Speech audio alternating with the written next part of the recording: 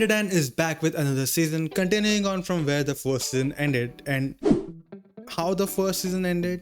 मैंने अपने जमाने में काफी सारे क्लिफहैंगर्स देखे हैं, पर ऐसे नहीं देखे। और सेकंड सीजन में भी वही हुआ। सीजन इतने एब्रप्टली एंड हुआ कि ऐसा लगा ही नहीं कि सीजन खत्म हो चुका है। ऐसा लगा कि भाई ये लास्ट एपिसोड नहीं हो सकता, there has to be more, which is very clever, क्योंकि वो एक अनसेटलिंग फीलिंग दे जाता है कि समथिंग इज नॉट राइट, जो कि इस शो के वाइब को एकदम परफेक्टली मैच करता है। And this is why I love science SARU, they are always innovative with what they do. और मुझे पर्सनली ये एडिटिंग चॉइस पसंद आई, क्योंकि this is not usually seen in anime. इस तरह की एडिटिंग एनिमे में आम बात नहीं है, पर क्या आप जानते हैं कि इस तरीके की एडिटिंग कहाँ प्रोमिनेंट है? यूट्यूब और रील्स में। और ये काफी परफेक्टली दिखाता है influence of YouTube in modern pop culture. ना ही सिर्फ हाउ द सीजन एंडेड, बल्कि पूरा शो इस तरीके से एडिटेड था कि वो मॉडर्न ऑडियंस को केटर करे, जिनका अटेंशन स्पैन एक हाउस फ्लाई जितना होता है। मॉडर्न ऑडियंस को केटर कर सके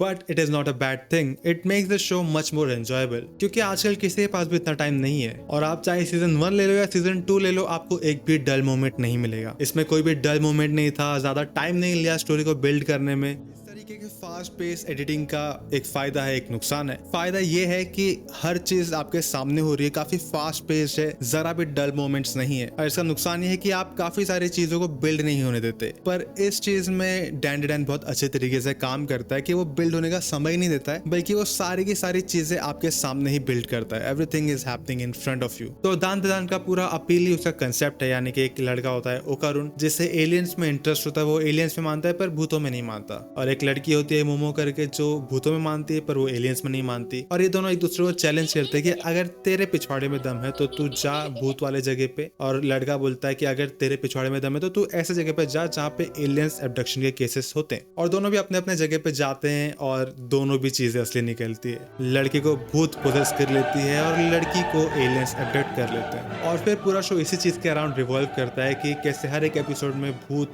और एलियंस आते रहते हैं, हमारे मेन कैरेक्टर्स का उनके साथ एनकाउंटर होता रहता है, और अलग अलग शेनानिगन्स होते रहते हैं। और सच कहूं तो मुझे लगा था कि एट सम पॉइंट इसका जो कंसेप्ट है वो काफी रेपिटेटिव और बोरिंग हो जाएगा at some point, which is not now. अभी तक 2 सीजन है और दोनों में काफी फ्रेश था शो। अब आते हैं इसके साउंड डिजाइन में। तो इसके सीजन 1 का ओपनिंग इतना ओपी था कि वो अभी तक मेरे जिम के प्लेलिस्ट में है। कभी जिम की शक्ल भी देखेगा मोटे। और सीजन 2 का ओपनिंग भी काफी अच्छा था, शो के वाइब को काफी मैच करता था, पर सीजन 1 जितना बैंगर नहीं था। सीजन 1 में तो क्रीपी नट्स ने अलग ही आग लगा दी थी।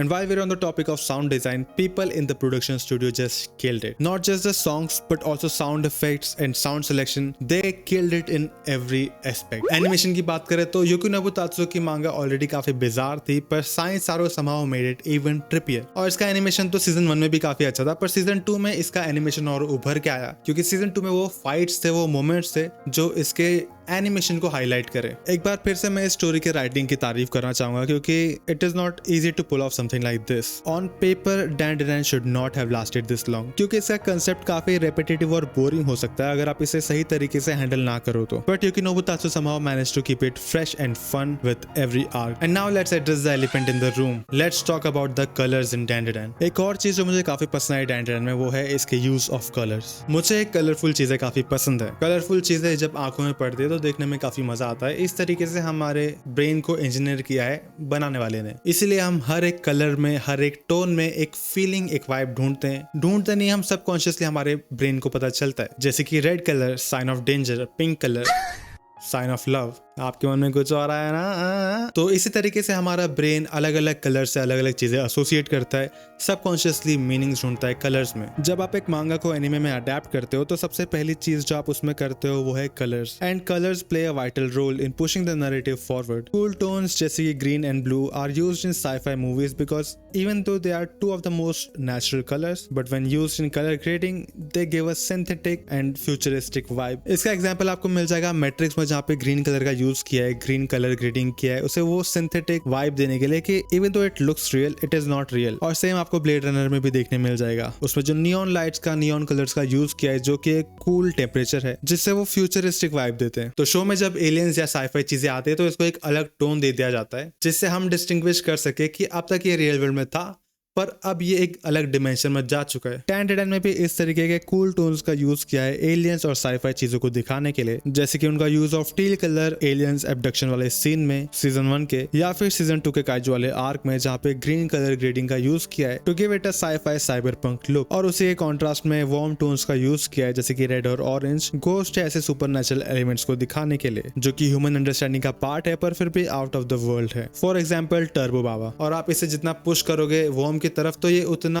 रेड होते जाएगा और उतना आपको अनकंफर्टेबल फील दे जाएगा। और ये कोई पत्थर में लिखे हुए रूल्स नहीं है कि आपको इन्हें ही फॉलो करना है, ये एक बेसिक आइडिया है कि कौन से कलर्स किस तरीके का वाइब दिखाते हैं। आप चाहो तो इस रूल को ब्रेक भी कर सकते हो, जैसे कि 2001 अ स्पेस ओडिसी में स्टैनली कुब्रिक ने रेड कलर का यूज किया है साईफाई हॉरर क्रिएट करने के लिए। उसके अलावा पूरा शो काफी कलरफुल था और मुझे काफी मजा आया देखने में। It was aesthetically pleasing to my eyes. अब बारी है मेरे वर्डिक्ट की। तो मुझे ये शो काफी पसंद आया। It is a fun show, a great watch जो आप कभी भी किसी के साथ भी देख सकते हो। पर सच कहूं तो it is pretty forgettable, just like YouTube videos, shorts and reels जो आप पूरे दिन में देखते हो। The very essence what makes this show different is the only flaw it has. आप शो देखोगे आपको काफी मजा आएगा पर 2 दिन बाद आप भूल जाओगे इस शो के बारे में। और यही होता है जब आप फास्ट पेस्ड कंटेंट को कंज्यूम करते हो। Just like that one reel जो आपको काफी पसंद आई थी, आपने उसको सेव किया, आप कभी कभार आके उसे देख लेते हो पर फिर भूल जाते हो उसके बारे में और फिर आप उसे ओकेजनली विजिट करते हो। It is fun and you enjoy it but as soon as you close the app it's just gone. Even so अगर हम शो की बात करें तो मैं इसे दूंगा बाका बॉय रेटिंग स्केल में 8 आउट ऑफ 10 क्योंकि मुझे ये शो काफी पसंद आया। आपको कैसा लगा आप कमेंट में बता सकते हैं। तो चलिए दोस्तों बस आज के लिए इतना ही। अगर आपको नीचे हाइप का फीचर दिख रहा है तो उसे इग्नोर मत करो, प्लीज थोड़ा यूज करो उसे।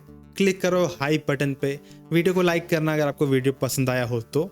अगर आप मेरे चैनल में नए हो तो सब्सक्राइब कर। अगर आप मेरे चैनल में नए हो तो सब्सक्राइब कर। अगर आप मेरे चैनल में नए हो तो सब्सक्राइब कर। सब